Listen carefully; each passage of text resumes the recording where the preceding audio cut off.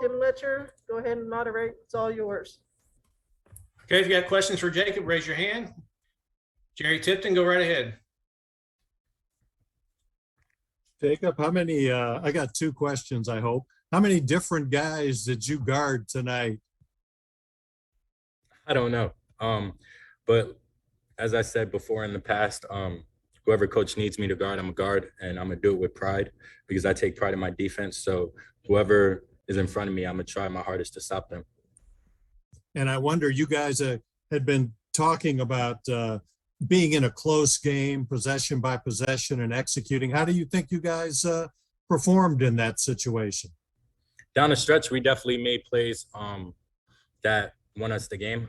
We definitely played a lot better in the last 4 minutes, and coach has always emphasized the last 4 minutes of a game if we're in close game situations, how we're going to finish. And I think we did a pretty well job of finishing the game. We still have some things we need to work on, but that's just a part of basketball. So we're going to go back to the drawing board, see what we need to fix, and then get better at it. Thanks. John Hale. Jacob, for as much fun as it is to blow everybody out, can a game like tonight actually teach you guys more about yourselves than some of those other recent games have? 100%. We walked into the locker room after the game, and the first thing we said was way to stay together. And in a close game like this, the environment was crazy. For us to stay together when they went on their runs is big. It's big time. And it just shows the type of group that we are. Not only are we cool with each other off the court, but on the court, we're not going to fight about anything. We're going to get on each other's behinds, but that's about it. We know it's all love, and we're going to continue to stay together and work hard so we can get W's like this. Kyle Tucker. Yeah, Jacob, for the holdovers from last year's team, how sort of cathartic is it to get in games like this that you guys kept getting in over and over and over again last year and being so frustrated by not being able to do those last little things at the end? How satisfying is it to be part of such a different group this year where you're able to figure it out and get it done even when it's not pretty? It's very satisfying. Nothing against my teammates from last year, but we didn't have guys who were able to make big time plays down the stretch and win us the game. And Ty stepped up big time for us, making 2 jump shots that helped us win the game. It just shows the type of player he is. He has the balls to make big shots like that, and we have a couple guys on this team that could do that. So I feel like we have a great team where if we stay fundamentally sound, we could win any close game or any game at all. John Clay. Jacob, I think A&M shot 50% the first half, 29.4% the second half. What was the key to locking them down defensively in the second half? Pride. I don't think we took pride in our defense in the first half. We gave up a lot of straight line drives and we had a lot of turnovers that led to layups. So that was big. We just really, in the second half, we just brought it all together and just played better basketball, to be honest. And on the defensive end, we stayed connected. We talked more, and we guarded the ball. Coach always emphasizes guarding 1 yard and having your teammates help you after that. So that's what we did, and it helped us a lot. Jeff Drummond.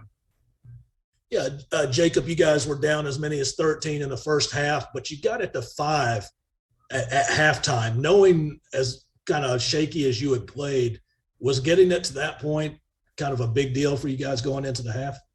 Yeah, at halftime, I think we shot like 1 for 11 from the 3. We were like shooting 30% from the field. Like we were just having a bad offensive game in the first half, and we were still down by 5. So we just took that into consideration. It was like, we're playing this bad and we're only down 5. So we just came into the second half knowing that like if we play our basketball, the shots are going to fall and we're going to win this game.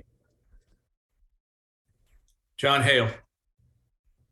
Jacob, how important is it to have veterans when you guys are able to withstand what happened in the first half, not kind of let go of the rope when you're down 13 and overcome that? Very important. But the younger guys, even the younger guys, they're very fundamentally sound. They stay locked in.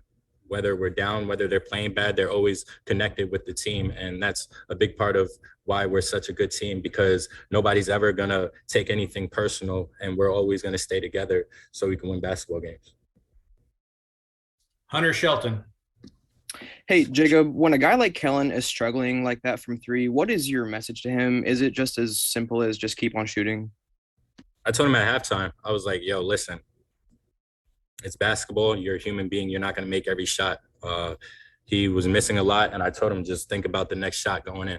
And we all believe in him. We all know he can shoot. So he just needs to believe in himself that the next one is going in. He had a shooting slump today, but that's what we're not robots. We're human beings, and we're going to have shooting slumps. So just he'll get back into the gym, shoot baskets, and maybe next game he'll have a better game. We'll see. Jerry. Last question for Jacob. Okay, Jerry, go ahead. Jacob, it seemed like A&M's half-court traps kind of dislodged Xavier a little bit. What did you see there?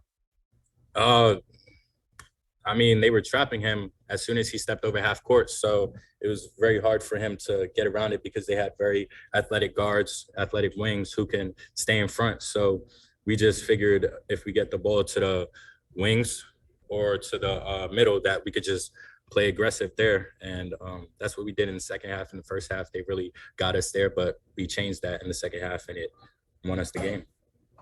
Thanks. All right. Thank you, Jacob.